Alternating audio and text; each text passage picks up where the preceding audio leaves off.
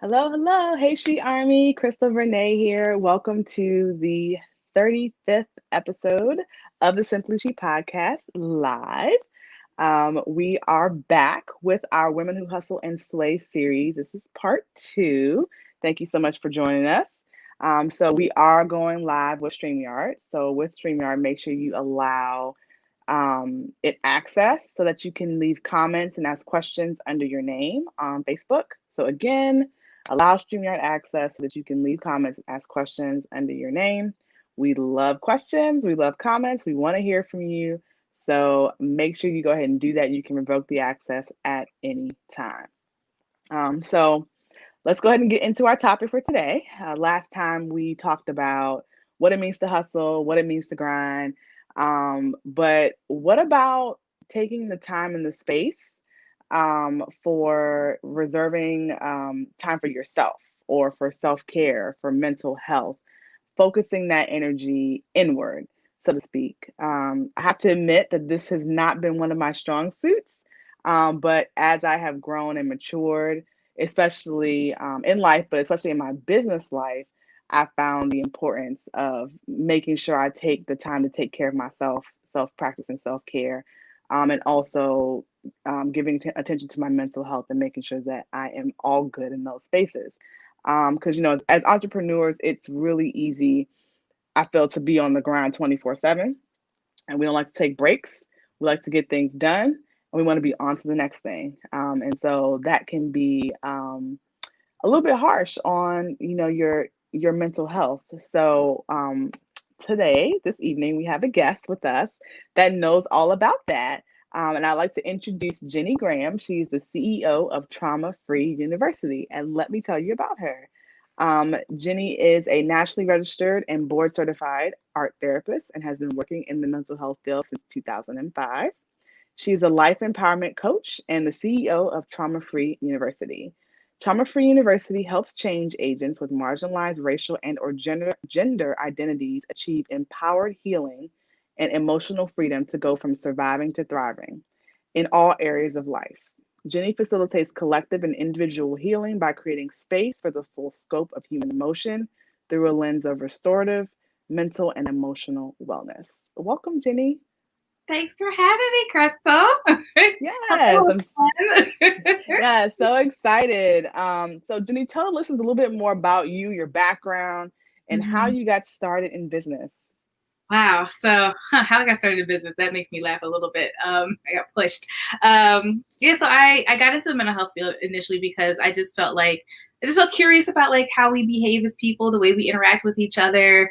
I felt like, having conversations around like emotions wasn't really a thing. And I always was curious about like, why is that never a thing? Or why are the messages I get about emotions like from my great grandmother, that crying makes you ugly and stuff like that. Um, and so, just having had all these messages and just feeling curious, and just always being the type of person, like I always hung around a lot of different kinds of people, and being the type of person who really would create space for different perspectives and experiences, and like being somebody that people would come to talk to, because having this gift to kind of like have this objective perspective to share with people. And so that's like what prompted me to get into like the mental health field or like pursue psychology. Working in the field, like after getting my bachelor's in psychology, I was in situations. I worked in like residential spaces with children and adolescents. I was in like psychiatric inpatient, outpatient, community spaces, and it was pretty much frowned upon for me to advocate. I never forget this one job that I had where it was kind of my breaking point, just seeing like unnecessary use of force with children, and the fact that I was like speaking up and out about those things, and I was literally told that like, we like you, but like you need to stop talking about all these different things. Like, yeah, we know it's not the best, but like it's not that bad kind of dynamic. And I was like, no, it is that bad. And then I was like, what am I doing? Like, I don't know how to be a part of this field, because I thought like mental health is supposed to be a field that helps people, and just seeing all the ways that it's harming people. Which of course I think historically, like as women and as Black women, like we know that this field is a system that does create harm, unfortunately. I mean, literally mental health started before civil rights, before women's rights, before there were suffragettes. Like, mental health as a field was founded at a time where like we just didn't even have any rights. and it's grown from there. So I took a break from the field, and actually took a career aptitude test, which is how I found out about art therapy, because I had never heard of it before. And my whole life, I've been a creator. I've always been making things, and always like, I don't know where I'd be in my life without creative outlets. And so to find out that I could like blend that with like being a therapist and have this like therapeutic approach that incorporates just the naturally like healing aspects of art was fascinating. So that's how I pursued the field of art therapy. It was like the perfect blend for me, and yeah, it was great. So I went off to grad school for that and got my master's like in art therapy and creativity development, and always knew that I wanted to start my own business just because I didn't like how people ran their stuff. Basically, like I've always had like a rebel spirit. Yeah, I've had some issues with authority figures and things like that, and so I always knew I wanted to like create my own space. And it was kind of like, for me, it was always like, play the game so you get in the game. And then, am I allowed to cuss on here? Because I was gonna say that, because like that was like my MO, like play the game, get in the game, fuck with the game. Because like, so that's really like, honestly, like I started my business because I wanted to create spaces of healing where people could be fully seen and validated for like the full scope of their experiences, which does include the way that like systems, and like oppressive systems specifically, create experiences of trauma, which includes like honoring my emotional responses to things, because that's part of my humanity. And that's important for me to claim the full scope of my human existence. So it was really about creating those spaces of like connection and healing and support, for people to feel fully seen and heard and validated, instead of being in a system that wouldn't validate our experiences or made our experiences seem questionable, or so I wanted to push back against all of that and to offer a different narrative that also validated like why there's so much stigma against mental health. It's for valid reasons. So it was really also it's kind of like my intersection between social justice and restorative and transformative justice, like blended with mental and emotional wellness. That's how I got started. Yeah. Yeah, no, I think a couple things stood out to me of what you were saying. Like, I think as entrepreneurs, we are naturally creative. Like, that's just like we all have that. Everybody has the right brain. Like, they're able to use their right brain. But I think there's something special about folks who have that entrepreneurial spirit. We're always in that creation mode, that what if mode. Like, what if this could be? How can I make this come into existence? So, kudos for you to like always been able to explore that. And then just with art therapy, I cannot draw at all. I can barely color inside the lines. Um, but, but it's really like an intriguing concept, because I have done like the, what do you call it, the paint and sip, where like they guide you on how to paint, and it actually came out okay. It came out decent. So I was like, oh, maybe I can kind of draw, kind Well, of yeah. paint, but Yeah. how do you so tell us more about like, how does someone work with an art therapist? What does it look like? What would somebody's experience be like in a Okay. Yeah. session? So first things first, like you do not have to be an artist. You do not have to have any artistic skill at all. It is not specifically for artists. Like, and also to keeping in mind that art is literally just lines, shapes, and colors. Like you think about any form of art, all it is a collection of lines, shapes, and colors. So I often remind people of that. But yeah, you don't have to have artistic skill, because what we're really doing is like we're using the art as a form of expression, and we're using that content to be a part of the therapeutic relationship. So it's really about using, once again, just line, shapes, and colors to externalize our thoughts, our feelings, concerns, challenges. Sometimes it can be powerful, like resilient, empowering insights about ourselves that we struggle to like recognize or like take ownership of.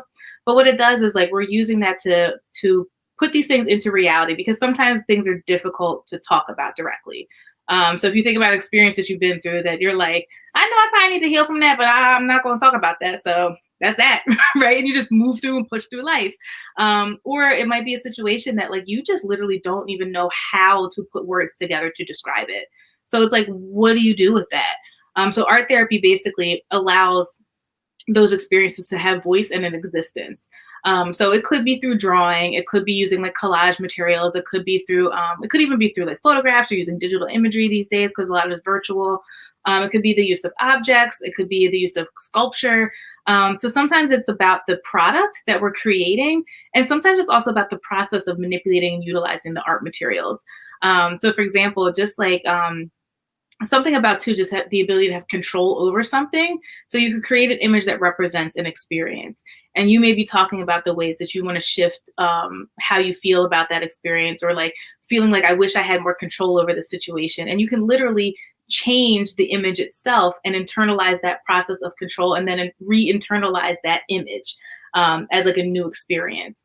So it can be a little bit of like I said, the process and or the product, and it's really just line shapes and colors, and it can vary. So like, there's no specific. It's not something where like I'm analyzing people's art and saying like, oh, well, they did this, that's another, so that means that this is going on. It's also too about like you bringing your narrative and your story. So it's like you create something, and it's like, share with me what do you see there? What does that mean for you? And then sometimes I may bring people back to like the actual image, because sometimes people may share something like that's different from what's actually literally there. So it's also a great way to really kind of like check in with the reality of what's going on with yourself, because the art really will speak from your subconscious, and it really brings things to the surface. And which was powerful and interesting to experience like in grad school, where you're learning about all these things and like your stuff's constantly coming up. You're like, oh no, I thought I dealt with that. Why is it still there?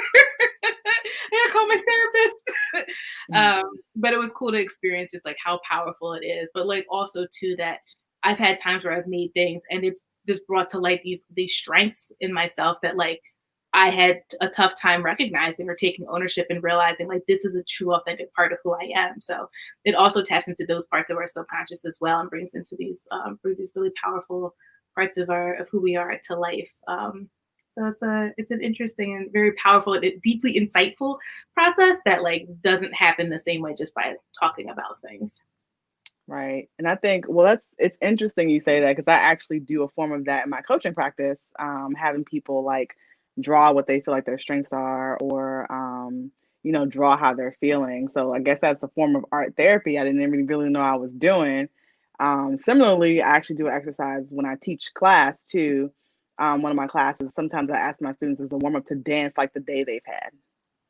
So I'll put on a song and be like, all right, so today we're going to dance like the day you've had as our warm up. And it's just interesting to see how people express things. They can do literally whatever they want. There's no choreography. I mean, you can literally, if you're like bored or you slept all day, people just lay there in like a shavasana type of pose. I'm like, did you sleep all day? Is that what that is? So, it can get, yeah, no, it can get pretty interesting.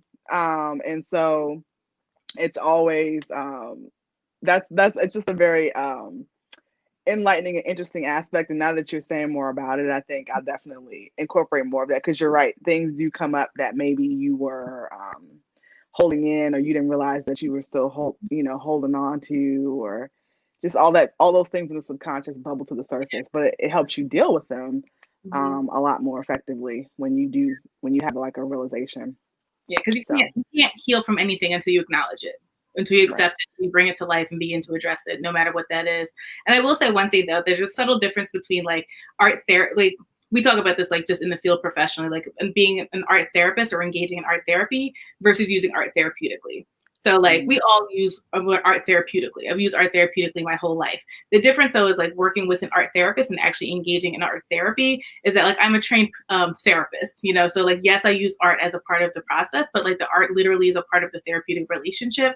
So it's more than like externalizing something and like having the art and talking about it. So there is also like that little bit of a difference where it's like you are working actually with a therapist, and it's with the art therapy is happening within the therapeutic relationship, because that's like a big part of therapy is the actual building of the relationship with your therapist. So real quick side note just on that. If you are ever seeking out a therapist, or if you've ever been in therapy, make sure that you're working with a therapist that you feel comfortable with and that you feel like you can safely trust, like engaging in dialogue with the person. Because a lot of times I hear people who've been in therapy and they're like, yeah, I don't really trust my therapist completely.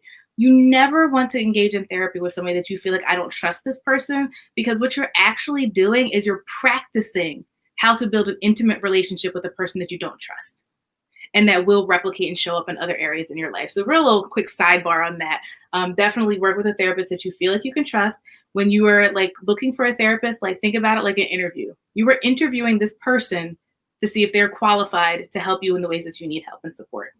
And so like have questions. Like if there's specific things that you've been through or specific things you want to address, if there's specific things about like your identity that you want to make sure this person's comfortable talking with you about those different things, like ask questions about all of those things.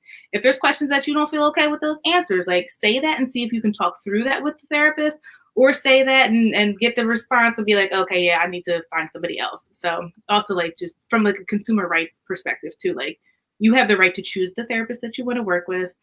Even if you're mandated to like therapy, like you still have a consumer right to like work with somebody that you feel comfortable opening up to, and to not practice doing that with somebody that you don't trust or couldn't build trust with. We'll Trust say. with.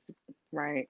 Well, you guys heard it from Jenni. I'm a huge proponent of therapy. So just make sure, like she said, you're comfortable with the person that you are engaging in therapy with, which, I think is definitely a great tip, and something that I think, especially in the Black community, we don't always embrace therapy. So um, definitely, great words of wisdom Mhm. for listeners. Yeah. I have a link Um, that later too. Some tips okay. to like ask, like questions to consider and to ask when you're seeking out a therapist. Well, that'd be great. Okay, Yeah. we'll get those links in a minute. Okay. Um, so tell us about Trauma Free University. What's the story behind it? And what would someone experience that is attending Trauma Free University? All right. So Trauma Free University, it's been an evolution for my business. I actually started out, it was called the True Heart. And True Heart was my deceased paternal grandmother's maiden name. And so I started the organization to honor her and to honor like the way that she planted seeds in me that she never had a chance to see grow, because I felt like that's what I do a lot as a therapist, especially when I was working with like middle school age children. I planted a lot of seeds. I saw a lot of dirt, but I trusted that the seeds were in there. So it started out with that. And I actually evolved into Trauma Free University a little over a year ago now, is when I ended up switching the name. And so I started out mostly doing individual services. I work predominantly, it's interesting that when I started my business, I feel like the people who I was supposed to work with chose me. I was always really passionate, like I said, working with like middle school age or like children. I've even done therapy with children like as young as 2, in like art therapy groups. But I'm based in Philly, and I felt like the people who were gravitating towards me were like, they were change agents. They were like activists and artists and educators and people who were just like passionate about helping and, who cared about the world. And so I started realizing like, this is who I'm meant to serve. So I really shifted who I was focused on working with to just work with like change agents, and more recently getting very specific. There's people who have marginalized social identities. And so whether that's race or gender or gender, so focusing with people with those identities. And so individual therapy is what I've been doing a lot of. And recently I've been shifting into more of a coaching model. The coaching model for me, yay, somebody said, yeah, Philly. Um, the coaching model that I'm embracing now, I guess honestly, just even like some transparency in terms of my own journey of like growth and development, has really been beginning to honor my worth in a very different way, in terms of recognizing the value of what I bring into spaces and the ways that I serve people, and also having a desire to expand my reach. Because I had like a little bit of time, I worked as an adjunct professor. And for me, there was something very gratifying about that, where it was like, I'm working with these therapists who are about to go out into the field, and like indirectly, I'm having a bigger reach because I'm working with people who are out there doing that work. And so like that can like 10 times multiply the way that I'm able to reach people. And so I started thinking about that from the coaching model. And so really thinking about, women who are like high achievers, like you talked about it earlier, like people who are like goal getters, high achievers, like doing the thing, so have survived through a lot of things. Because I think a lot of times, especially as Black women, like we push through and we're survivors. But what would it be like to be thriving? What would it be like to be able to access peace and serenity within, to feel calm and content no matter what's happening in the world? Because like right now, there's a lot of stuff that's always happening. And it's like, how can the only way that we can, and I found for myself personally, the only way I can find that space and that center is by healing the different experiences that I've been through. And that's like some deep work, but it's also like people who are strong and who are resilient, who are survivors, are already equipped to do that deep work. And I think sometimes it's scary for people because it's like, I don't want to connect with that pain.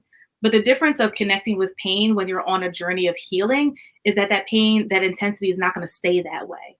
Otherwise, the alternative is like I connect with this pain, but I'm not doing anything to heal or to move through it with somebody that can guide me on that path. And then it just stays there and it can be consuming and it gets compounded because more things continue to happen and stuff.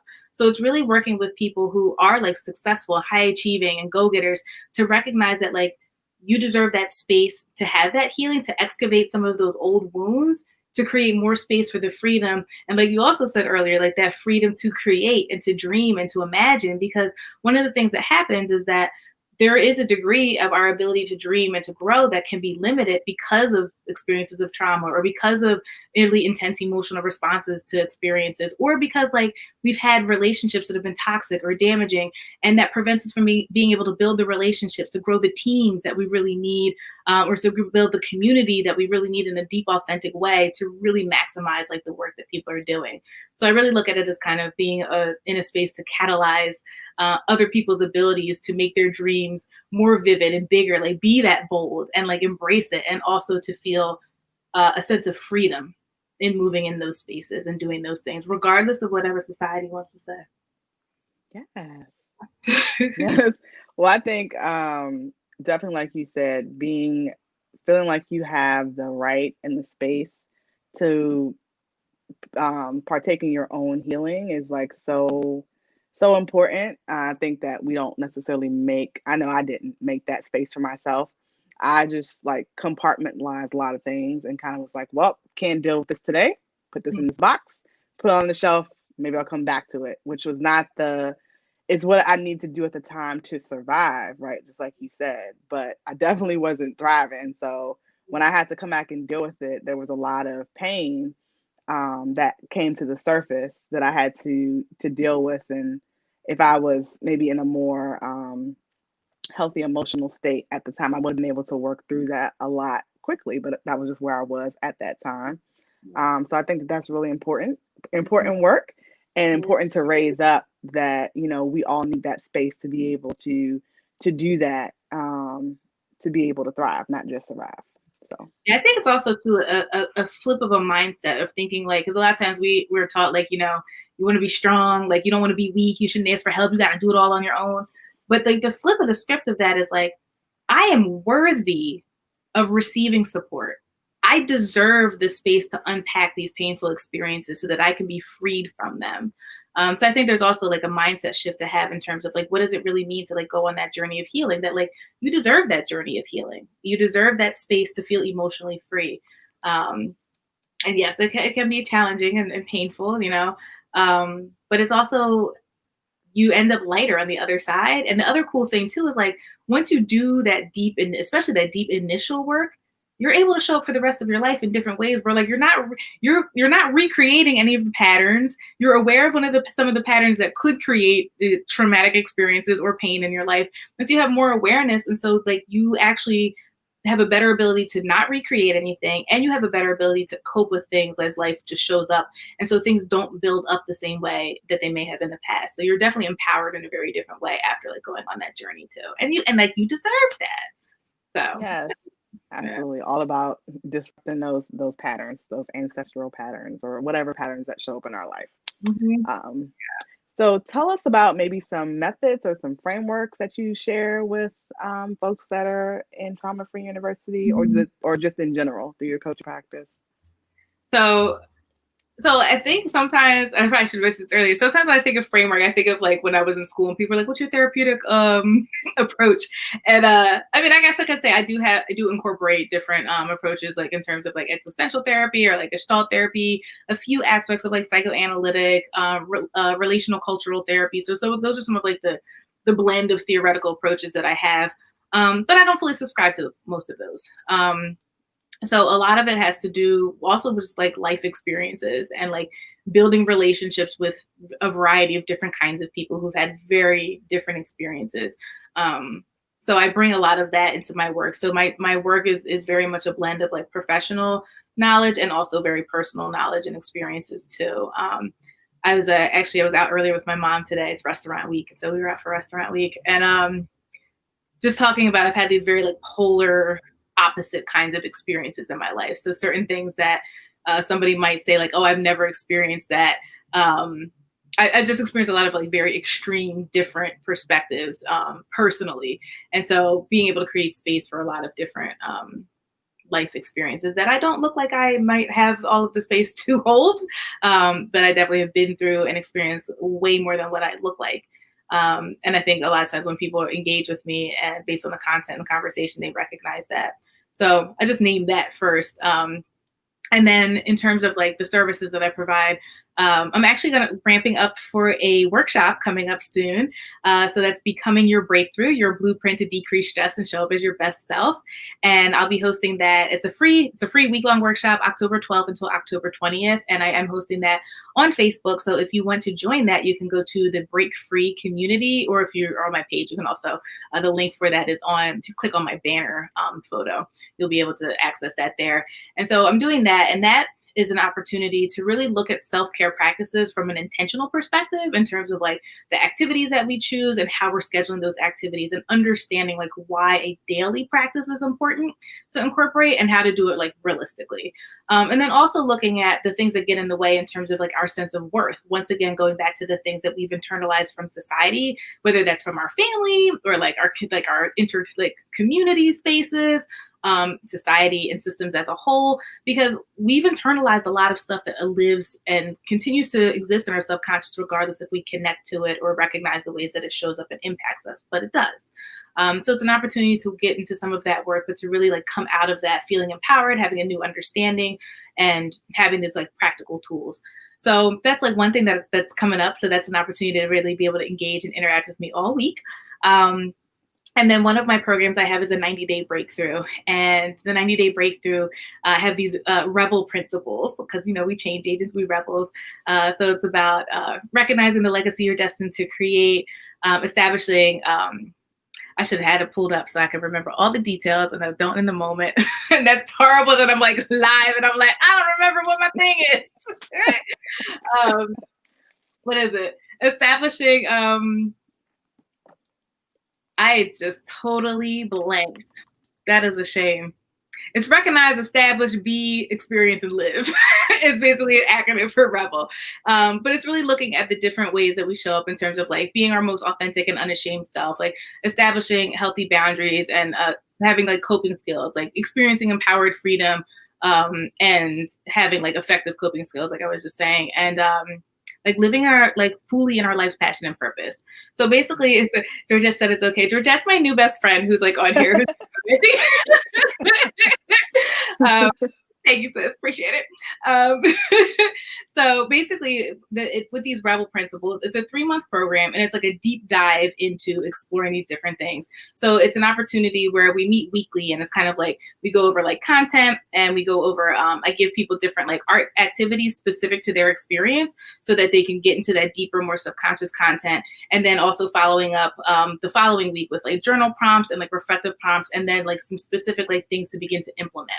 And so then we meet again and have another session and kind of go over those things. So it's kind of like a process of like session and bringing things to the surface and then reflecting and implementing and then bringing things to the surface, reflecting and implementing. So it's a 3-month journey. Like I said, it's a deep dive. It's a personalized program. So it is something very much that like, yes, there's this framework that we follow, but I really do tailor it to everyone's specific and individual needs. And yeah, so one of those things that like you will come out of it transformed. Like I said, because we're literally intentionally doing things to tap into your subconscious to bring forth either the limitations that are functioning in your life that you're not aware of. And also, like I said, to bring out the empowered aspects of who you are so that you can hold space for both of those. Because I think in all the work I do, it's really important that we have space for the pain, the discomfort, and all of those things, but also like the strength. So even like right now, too, I would say like the joy, like inviting in joy. The pain and joy can exist in the same space, and we don't have to be in one space or the other, because I think it's even that way with our character traits. Like we're not just like horrible people, and we're also not the most amazing person in the entire world. We're like, we have a blend of character traits, and like how do we integrate all of those things effectively and healthy? So that's like my 90-day breakthrough program. And then in Becoming Your Breakthrough, the week-long workshop, I'll be introducing Self-Synergy 101, which is the opportunity to work with me for an entire year. And that program, we really get into healing from past trauma experiences. We really look at relationship patterns and the ways that they've shown up. How do we want to shift those? How do we have our needs met? How do we establish healthy boundaries? Really looking at healing from like what's preventing us from going to that next level. And once again, for people who like are already done some kind of like work on themselves, who already are like experiencing like, you know, things in my life are good and like but I do want something bigger. But like from the outside, you wouldn't know that because it's like it looks like I'm winning in life, which you probably are. And you know that there's a steeper level that you want to get to. So it's really just like a year-long transformative journey that takes us through the whole process of our personal experiences, our relationship experiences, and then thinking about like what does it look like for myself in the future, and like who is it that I'm becoming to make that my reality. And in the midst of all of that, how do we integrate that level of self-care? And giving yourself like the compassionate space to commit to that self-care as an imperfect human being, and in a world where like things are constantly changing and evolving right now. So it's also like how do we implement those and understand too like what keeps coming up, why we don't implement that. Because I think there's from even my own experience, there's a thread of like worth that starts to show up. And a lot of times I find that experience with the worth, it's not even really how we feel about ourselves. It's really things that we've internalized or messages that we've received that's misinformation about who we are. So we really look into those things so that we can become freed from those things and really redefine ourselves in a way where we're not just trying to like shove the new definition on top of the things that are there and bury the other things, but really like moving those things out of the way as we redefine who we are authentically. So yes, that was a very long, drawn out explanation of the things. No, it's great. And I could say the misinformation of who we are, internalizing the misinformation of who we are. Definitely, I can identify with that, and something that I also to like focus on. It's like not how do you see you, not how everybody, not how everybody else sees you or would see you, right? So I think that that's definitely something that's really relevant. We don't even realize that we're projecting other folks' opinions and perceptions onto our own selves. So I think that's really powerful, and that you help people to kind of like raise that up for that awareness, so that they can then formulate their own and project their own perception of themselves, not Yeah, someone else's, right? it's too because sometimes we're also like I've used this example of like people in your life have told you you're lazy, and you work really hard to prove that you're not. So you're overworking yourself all the time. You're an overachiever, but like you were never lazy to begin with.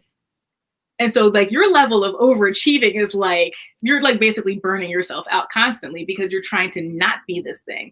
So it's this weird dynamic too where like we can work really hard to prove that we're not something, and sometimes we're working really hard to prove that we are a specific whatever character trait. So and like you said, it can get deep and it can be interesting to see what Right. you find out. Right. So let's shift gears a little bit. Tell us about a difficult obstacle you faced in your career. I feel like it was like that first initial one before, when I was in the when I was working in that inpatient unit, but that was a while ago. And I think that kind of started my career. Um, Honestly, I want to say one of the most, you know, what one of the most difficult things has been for me has been to raise my prices. Um, yeah, because it was one of those things of I want to be accessible, you know, I want to be there for Mm-hmm. the people. I got y'all. I'm gonna do this. And I'll never forget one day sitting in my office and all of a sudden it hit me that I was exhausted. And I was like, I can't even afford my own therapy because of the rate that I charge. And I was like, how can I model for other people to believe in their worth if I'm not doing that? Even though my intention was to really to be of maximum of what I thought was allowing me to be of maximum service. Um, and I had to sit with that for a little bit because I'm a very firm believer, like even in like art directives, like I don't do stuff with people that I haven't done or tried myself. So I really do believe in like living what I'm doing. And I remember raising my prices. It was a jump. It was a big jump. And I remember people who had been in therapy with me, like some people were like, "I'm happy for you." And I appreciate you doing that. They were like, because you're definitely worth this rate. You're actually worth more than that, And they're like, you doing that also just lets me know that like I should demand my worth in any other space that I'm in. And then a couple of people were like, I can't afford you anymore. So if you can give me a referral though, that would be great. But I'm also like happy for you. So it was like a very interesting experience that I wasn't expecting. But I think that also can be like what happens like when you're, especially as a therapist, like when you are part of the communities that you serve. I'm not some like separate, like I go away from, come down off the mountain to come serve the people and then like leave and go off somewhere else. And so I think there's this very much community sense that I have with the people who've been in therapy with me for a while. And so it was nice to be received that way. Even for people who were like, I can't afford to continue with you, and I'm I'm happy for you, and I appreciate you for doing this because you're showing me something. Um, and I think just grappling with is it okay to be a Black businesswoman who wants to make money, um, and also looking at it too from the perspective of the more empowered I am in those spaces, the more that I'm able to create that financial freedom and independence, the more I can show up and like do things for free or create programs and offer them for free because I'm taking care of myself and the people who are close to me, and I don't have to worry about that, which allows me to take best care of myself so that I can just show up in any way that I choose to. So it was kind of like somebody told me, be about your business before you be about your charity.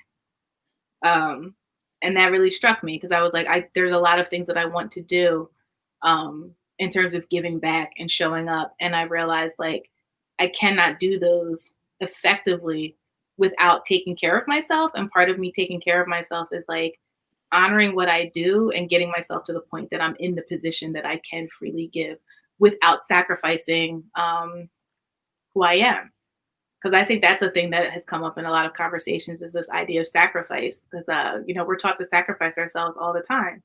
And actually, Shit was talking about this earlier today. Sacrifice has two definitions, and I think oftentimes we focus on the wrong definition.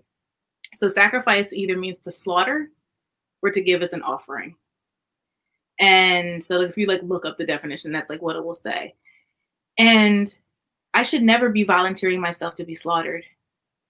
I think also when we go back to like what we've internalized, we've been slaughtered in this country. We continue to be slaughtered in this country.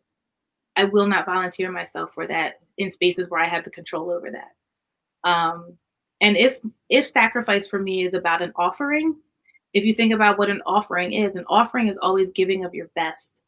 It's never your whatever's left over, what's good enough. It's your best. And if I am the offering, I'm obligated to take good care of me because I need to be at my best so that I can be at my best for other people. And not only because like I need to, like I said, just be at my best so I can be of maximum service, but also because other people deserve that from me. People don't deserve my leftovers, and I think that's another thing that we've internalized. Like, well, that's good enough for the people. It's better than what they would have had. And like we need to really shift those perspectives. Like, no, my people deserve the best, which means that I need to be at the best, which means I need to take care of myself. So yes, maybe sacrifice is like, maybe you don't need to buy that the pair of shoes or those 3 pairs of shoes. Sacrifice might mean like you might not need to order out all the time. Like you could probably like meal prep, you know. I think like we need to reconsider like what does sacrifice mean, because it should not be us sacrificing like ourselves, because we are needed, we are necessary. Like each person who, especially who's doing like this work where we're showing up and serving others, like you're uniquely qualified to do that work, whatever that work is. So we need you. And that means like you're obligated to take good care of you so that you can do the work that you're called to do. Absolutely. That's so powerful. And I think just going back to like well, all of what you said, but I think as business owners, as women, as Black women, the conversation of price and feeling like we can't charge what we're worth. We can't talk about it. That's like the dirty word, the dirty secret. It's shame. Um, How dare yeah, you? like yeah, you're being shamed because if you raise your prices, I think part of that is you raise your prices, you can't serve the people, right? That's what it's like looked upon. But I always, I look at things from a lot of different lenses, and like having an online business and having a brick and mortar, like the how it's accepted or perceived in the community. And I think we have to all, as a community, be, and it's going to take some time, but be in agreement that we want the best, like you said, of ourselves and of the people that are serving the people. So we can't offer our best, if we're, basically asking for the scraps. Like it's like it's a the mentality has to change. But it all starts with us and the people who are providing that service, and knowing, like you said before, knowing your worth, and like how what you're worth, and also knowing what's fair. Um, and being able to provide that to the people. And also, there are other ways without slashing our prices that we can serve. Yeah. So just being creative and incorporating that, as the entrepreneur, as the business owner, think about all the different ways you can serve. And it doesn't necessarily have to be something that's monetary, that has to be, exchanged. So I think Yeah. definitely some ways that I've come up with like serving the community, and doing things that I can still help the people, but also I still deserve to be paid and also charge what I'm worth. So Exactly. yeah, Yeah. it'll Yeah. be an ongoing conversation for Yeah. sure. Work to be done. Yeah. Yeah. Yeah, I love what you said about because also too, because I do think about that. Like, if you just follow me on like social media, I'm posting all types of great content. Like, you're definitely gonna get plenty of helpful information. And that's right. and I am here for the people who like want to invest in themselves and who want that accountability to implement and that support on the journey, for that long term, more sustainable. But it's not like you can't get anything. So yeah, I also hear you on that. And I appreciate you naming that too. I think it's a good reminder of like, oh, I also do like offer a lot. Like, so I appreciate Yes, it. yes, we offer a lot. There's Mhm. never I don't think there's never a drought of information or service being provided, I should Yeah, say. that's true. So Very yeah, true.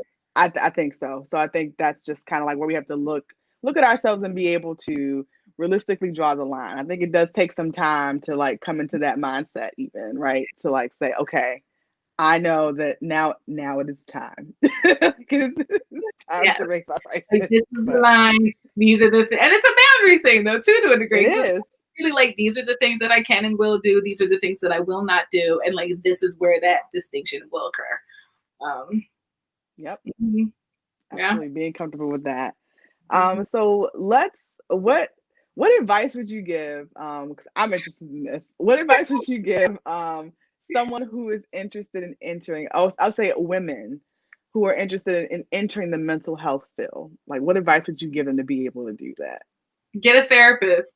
Um, but seriously, I'm like kidding, but seriously, um, I feel like, not even I feel like, I see, if you want to get into a helping profession, like where you're literally like engaging with people and you're engaging with like their innermost thoughts, feelings, and personal life, you need to be building that intimate relationship with yourself. There are unfortunately a lot of people who get into the therapy or like mental health or coaching field who have not done the work on themselves, and it does create a baseline of work that there is unintentional harm that is being created, because we don't recognize our own blind spots. So I think it's really important, like for you to be able to really transmit to other people and to create space, like literally, like if you're thinking about creating a space of like safety and contentedness for another person, if you don't know how to do that for yourself, like you cannot effectively create that for somebody else. So I definitely would say like be on your own journey of healing and growth. Very, very important. And also too, to look into like the different options, because like I didn't know art therapy was the thing at all. There's an entire creative arts therapy umbrella of like dance movement therapy, drama therapy, music, dance movement, music, drama, art, play therapy, poetry therapy. There's like photo therapy. There are all different types of like alternative like approaches to like therapy. Because I think also too, I think it's a conversation that does happen in a lot of like spaces, is that there are a lot, and this is not to knock anybody who does have this title, but like there are a lot of social workers. Be intentional about what it is that you want to do. A lot of times people become social workers because that's the term that we're most familiar with versus like a specific type of therapist. Um, so do your research and really think about like, what is your ultimate end goal? Like, who is it that you want to be in service to? And like what kind of work do you want to be doing, and like look into like what are those different options. I think a lot of times too, social workers do have like the flexibility in the sense that like that title is just more widely recognized and known in terms of like being able to be hired in different spaces and things like that. But you really want to think about kind of like who do you want to serve and how do you want to serve them, and be open to like different options. A lot of times you'll probably start off with like a bachelor's degree in some kind of like human services field.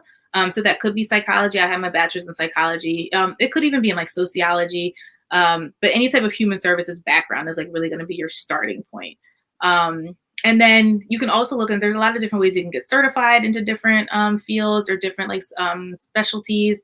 I would also say, even if you know what group of people you want to work with, be open to exploring working with different groups of people. I always knew I wanted to work with like teenagers and young people. So that was primarily what I did a lot of, like when I was doing like TSS work, after I had my bachelor's degree. But I was open to working with like children. I did have some time where I worked with like adults with developmental disabilities and delays. So I was open to experience working with other groups and populations of people. And I think that's really important. If nothing else, to rule out that like this is actually like not what I want to do. But you also may find out like, oh, wow, I didn't know I wanted to work with this group of people. Because I've even found with like middle school, like I like middle school, but like I don't know what goes on with between 8 and 10. I don't know what's going on there. So about this. And I'm like, I hope my godsons are older than that now, but like I don't know what happens in that space. Like that's not my favorite age group to work with. But like 6 and younger, like literally have worked with 2-year-olds in like a therapy group before. I loved it. And like I love teenagers. I love working with teenagers. But like I said, then I got to this point where like young adults and entrepreneurs and change agents were the people who were drawn to me. So yeah, I would just say be open to explore different populations, and then be open to like your people might choose you. But yeah, definitely be on your own journey of growth and healing. Vital for you, because that will also make the difference in like what kind of a professional you are and the way that you show up in spaces. And then also the other thing, start self-care now. Like when I was working as an adjunct, I used to tell my students all the time, start your daily self-care practice now. Do not wait until you get into the field. You already, because like you look at it as like that establishes your baseline. You want to begin finding where that is and what that feels like, so that as you're out there working and you're literally like an emotional container for everybody's stuff, that you know what you need to do to remove and to let go of those things and to reestablish your own baseline. And like you need to be practicing that before you need to implement that. So those will be my thoughts. Okay. Jenni's educating y'all. I hope y'all listening. So for all my listeners who want to enter the mental health field, Jenni's giving you some great tips. Got my self-care practice every day, meditation every single day, without fail. Also Reiki, must do, can't skip. Yes. It's like it's vital for me to be able to show up in whatever that I'm doing. So, I definitely that's something that I identify with, and I know that I have to do it. So non-negotiable. Yes, non-negotiable. Mm-hmm. And so I think right now what I want to do is ask the audience for questions. We already have one, so I'm gonna go ahead and ask this one, and then we'll wait for some more. So Georgette's asking, are there any specific things we should try to create, or do we just sit down, let it flow? I think this is in relation to the art therapy. So one thing that I can share with you that you can try out that I'm a big fan of is to try doing a visual journal. So a lot of us were familiar with journaling. I think it gets suggested for a lot of different things. It's a helpful practice. But sometimes, once again, you may be having a day where like you don't really have words for what you're experiencing, or the thought of putting it into words is exhausting, right? So a visual journal is really just like basically getting a journal that's just like blank paper. Instead of lined paper, and you can have like some colored pencils or markers or crayons, combination of those, and you literally will just like, I usually try to say like start out with scribbling, just scribble on the page, whatever it is that comes out, whatever colors you want to use, whatever. For me, I like to do it where like I'll just kind of scribble with colors, and then I'll turn the page and I'll continue to scribble and draw shapes or whatever, and I literally will just flip the pages and continue to scribble or whatever until I feel like I have released whatever it is that's going on with me. And so sometimes it will turn into me actually drawing like a picture of something. I should, do I have it over here? I have a visual journal. I don't know if it's in this room. I might see if I can go grab that like while you're talking. Did I bring it in here? I think it's in here. So I could like show you an example of like, cause I literally, let me, do you mind, can I do that real quick? Can I go ahead. You can do that for a moment and see, cause I think seeing the visual is helpful to understand. This is what happens live, guys. We have to get up sometimes when we're live to get things. So it's like, yeah, that's why you always wear pants. You never know when you might have to stand up. Here we go. Let me see if I can find one that has some good. Here we go. All right. So I'll sit down and basically like I'll have a session until it feels complete. So here we go. Oh, wait, where's the camera? There we go. Okay. So literally, I just scribbled. I think these were like watercolor pencils that I used for this.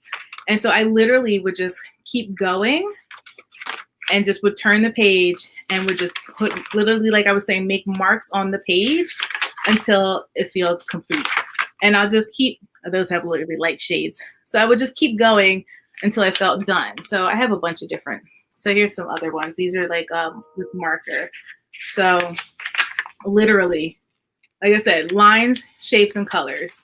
Like, am I an artist? Yes. But is this about art? No. This is about letting go of what. So like you, and even to like looking at these, like they bring up emotion. Like you could project onto these and experience a different emotional journey. Some of them I feel like it's interesting where it's like they start as like a bunch of scribbles and they separate, like this is like separating into different space. It's starting to have like a little form to it, separate and like created more space again. But they literally are all, and like I said, I mean, I have like, obviously I've been doing this for a while here. But yeah, like literally just creating, trying to catch the, there we go. Yeah. Literally just, oh, here we go. This was apparently a rough day. Right? But like, it's like literally working through the day. So you even see how this is like progressing in this segment here. I kind of remember this day. There was a lot going on. I even got a little random face kind of going here. So, you know, and I feel like, let me see where that one ended. I think that one, this was like a really long one. Yeah. I ended up having like 20 different pages for here, but, you know, it started to have some space again, more space again, a little bit more shape and form. I think this was the last one I did in this series because I do number them. Yeah. And so it ended up like this. So, but remember that really dark one that I was like, this really was a rough day. That's how that one started. And then 20 sheets of paper later, I got to this. Let's see if I can get the glare off of that a little bit. But yeah 20 sheets later, this is where I ended. Well, that's really cool. And Georgette, she says that sounds good. She journals every day. However, she's never done a visual journal. And me too. I actually journal every day as well. Never done a visual one, but I think I definitely love that. I think we both love it. Georgette and I love that. So I'm sure we're gonna be doing that now. And you said you number them to keep the like I'll date them and then like after I'll just go through them first. I'll just like go and go and go until and it's interesting. Like you'll know when you're done. Like you'll feel like you literally will feel the exhale. Like, all right, there we go, it's done. And then after that, then I just go back and date each one, and then I number them 1 through whatever number it is that I got up to. And it's very satisfying. And you don't, and also I think it's good sometimes because like sometimes you don't want to think about all this stuff. You've been through all this stuff, but you're ready to like let it go, but you don't want to ignore it. But you also like need to let it go to like create some space to like invite calm and stuff like that. So yeah. Okay. Yes. I think, Georgette says she's definitely going to do it. Me too. I think I'm going to reserve that for my end of the day activity. Like, this is the day I've had. Like, because, that is, that's similar to the dance, like the day you've had activity that I do with my students. So I like that idea to be able to kind of release everything the day has like Yeah. dumped on me. It's great to do it. I don't think I think I've always done this at the end of the day. There have been a few times that I think I did them during the day. Or if I had like a really heavy session with somebody, and like I did these all through grad school. Because like I said, as you're becoming a therapist, that's another thing. When you're becoming a therapist, like all your issues come up. So visual journaling got me through grad school. That and playing with model magic. Okay, well that's fair. So I think we're glad you did that, so you can pass that knowledge on to us for sure. I learned something new today, a couple new things today. So tell the listeners, give us all your social handles, all your links, all Yes. the things. Let us know how can we get in contact with you. Yeah, so I'm on Instagram and Facebook at Trauma Free You. So trauma, TRAUMAFREE, and just the letter U, so just abbreviate it for university. So you can find me at Trauma Free You. I'm also on LinkedIn. On LinkedIn, I'm just under Jenni Graham. So if you look up Jenni Graham, it'll say Jenni Graham, licensed art therapist and life empowerment coach. So you can find me on there as well. I'm actually just beginning to build because I have a private Facebook group. So if you're interested in the private Facebook group, if you go on my page, you'll see the link and access for that. Or you can also like send me a friend request and be like, Jenni, I want to be in the group. And I'll send you the link so you can join the group. So you can also do that as well if you want. I'm actually beginning to start a LinkedIn group specifically for black and POC female professionals who are women who have like a certain level of like power in like or positions of power like in nonprofits and in corporate spaces specifically, to create some space for like self-care and for camaraderie, just navigating all of those things and like all the things that come with being in those spaces, which I am not in part of those spaces anymore, but I have a lot of understanding of those spaces. So I think like for me, that's like offering the support there. So like that's a new thing I'm starting on LinkedIn, but you can just find me under my name there, and you can say like, hey, I heard about the group. But yeah, I would love to see people in the Break Free community on Facebook. It's an intersectional space of healing support, and I do live coaching every week in there. I recently started to intermingle. I'm actually going to do like art activities every other week. So I'll basically like talk about a topic for my 2 cents. That's my my little live show that I do in the group. So I'll have like a my 2 cents topic, and we do creative and collective mindfulness. So I literally for like 15 or 20 minutes will invite you to color with me.